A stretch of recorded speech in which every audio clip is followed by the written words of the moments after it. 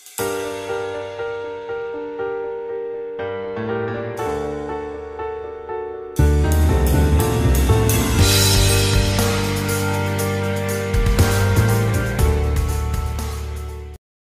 guys, jumpa lagi. Kali ini kita akan membahas sejarah bahasa kebangsaan Malaysia.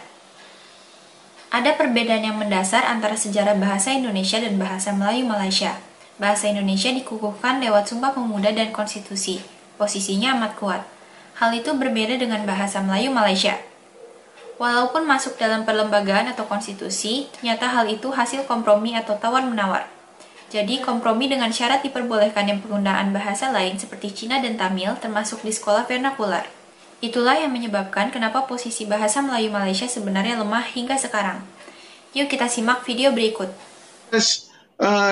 Di ambang kemerdekaan itu kan, dalam perundingan untuk kemerdekaan itu kan, pada Februari hingga April tahun 1957 dalam draft Parti Perikatan yang mewakili rakyat tanah Melayu itu, mereka berjayalah kan, bertolak ansur tawar-menawar menjadikan bahasa Melayu sebagai bahasa kebangsaan, walaupun pada masa yang sama itu mereka terpaksa memberi konsesi untuk mengimbangkan permintaan orang Melayu itu ke bahasa-bahasa lain bebas untuk belajar dan mengajar dan diajar kan. Maknanya itulah perjuangan-perjuangan awal yang tercapai sebelum negara kita mencapai kemerdekaan, Rafi. Bukannya satu perkembangan yang berusia muda kan, bukannya satu perkembangan yang lepas merdeka kan. Satu perkembangan yang dah ada awal lah, yang maknanya kepekaan terhadap bahasa Melayu itu untuk dimartabatkan sebagai bahasa rasmi, bahasa kerajaan, bahasa negeri masing-masing itu memang sudah ada. It's not, bukan benda yang perkara yang kecil bagi pemerintah Melayu ketika itu. Yang merupakan tulang belakang dalam gerakan memperjuangkan bahasa Melayu sebagai bahasa utama, bahasa kerajaan, bahasa rasmi atau bahasa kebangsaan ini, majoritinya adalah guru-guru. Majoritinya hanya guru-guru, dan guru-guru ini adalah guru-guru dalam aliran Melayu kan, aliran Melayu, dan mereka ini adalah keluaran-keluaran ketika itu, keluaran atau produk guru-guru Melayu yang paling penting adalah mereka yang keluar daripada maktab perguruan Sultan Idris. Masih itu maktab perguruan Sultan Idris tu, kalau orang Melayu dia anggap itulah universiti orang Melayu, sebab ketika itu pendidikan tertinggi dalam sistem vernakular Melayu adalah maktab perguruan Sultan Idris ketika itu kan.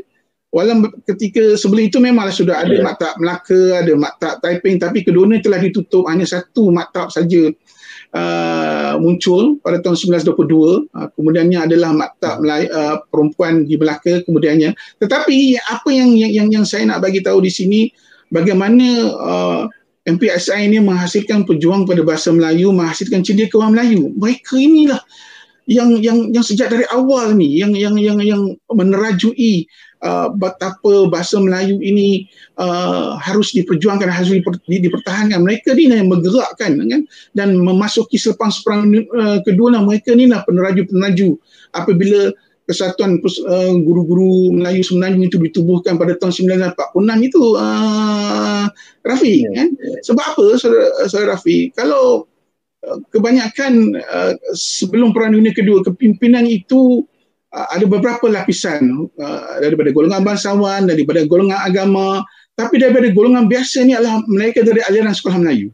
Dan buat pertama kali kan, dalam sejarah kepimpinan Melayu tu, bagaimana kita dapat lihat orang-orang bawahan, orang-orang biasa yang masuk maktab Sultan Idris, yang mendapat training guru, yang akan dihantar balik ke kampung-kampung untuk mengajar anak-anak Melayu. Kepekaan bahasa itu ada pada mereka, sebab mereka di MPSI itu kita dapati, di situlah tertemunya semua the cream of the Malay School, bertemu di situ. So, mereka ini juga di MPSI itu ada pusat terjemahan bahasa Melayu, banyak buku-buku luar diterjemahan. Kekuatan itu terletak pada gerakan guru, itu satu. Keduanya wartawan.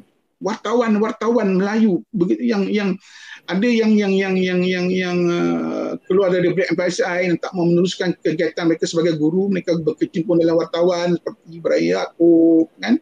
Tapi cuma Pak Sakur Ishak Haji Muhammad, walaupun dia bukan daripada adalah Melayu, dia bersekolah Inggeris, tetapi dia juga antara pihak golongan-golongan muda yang ketika itu turut memperjuangkan betapa pentingnya kan, darah Melayu, bahasa Melayu ini, dan mereka sangat sensitif tentang darah Melayu, bahasa Melayu, sangat sensitif. Begitulah guys, sejarah bahasa Melayu Malaysia menjadi bahasa kebangsaan Malaysia. Selanjutnya kita lihat bahwa pada akhirnya bahasa Melayu kurang bermartabat karena harus bersaing dengan bahasa Inggris dan bahasa yang lain. Bahasa Melayu Malaysia menjadi kurang bernilai secara ekonomi. Yuk kita simak lagi ya. Orang Melayu, anak muda dahulu dan sekarang, apakah perbezaannya sehingga menyebabkan mereka ini aliran mereka berbeza, aliran bahasa Melayu Priman mereka dalam pendidikan bahasa Melayu mereka dan belajar di luar negara, tetapi beranggapan bahasa Inggeris itu adalah yang paling penting pada masa ini berbanding dengan anak muda pada zaman dahulu. Apabila era berbeza, cita rasa sangat berbeza kan. Zaman dulu golongan-golongan muda ni di era abang-abang memperjuangkan kemerdekaan negara, so semangat nasionalisme tu kuat kan. Apabila semangat nasionalisme kuat, nak memperkasakan identiti kebangsaan tu sangat kuat. Itu zaman kita nak merdeka kan. Tahun 60-an, itulah tahun yang paling panas yang menyaksikan betapa golongan-golongan pejuang bahasa kebangsaan ini sangat-sangat mahukan bahasa Melayu itu dipertahankan tarafnya sebagai kebangsaan yang harus diimplementkan oleh pihak kerajaan, diimplementkan secara rasmi, diimplementkan di sekolah-sekolah. Itu eranya 60-an 70-an kan. Di mana zaman itu zaman kita baru merdeka. Apabila orang baru merdeka, orang baru dapat kunci kepada kebebasan mentadbir negara ini. So dia semangat nak mempertahankan identiti negara, semangat nak memastikan bahawa identiti negara yang disimbolkan melalui bahasa itu harus dipertahankan, harus dilaksanakan. Itu pada first 20 years selepas kita independen, itulah perjuangan-perjuangan yang dilakukan, sebab itu era lain, era zaman-zaman kita baru dibebaskan oleh penjajah yang telah lama menekan kita dengan bahasa-bahasa Inggerisnya, dan kita nak menonjolkan diri kita sebagai bangsa yang merdeka, kita kena menonjolkan identiti kita. So golongan muda ketika itu tak heranlah kan bagaimana dia cuba seboleh mungkin nak mempertahankan bahasa Melayu ini sebagai bahasa kebangsaannya, sebagai bangsa identiti negara. Tak heran. Tetapi zaman-zaman terkini, Rafiq, dia akibat globalization, akibat dunia tanpa sepadan kan, akibat banyak sumber-sumber akademik dan banyak sekali knowledge itu datang dari bahasa Inggeris, maka seolah-olah kalau tidak boleh berbahasa Inggeris, you are nobody, kan.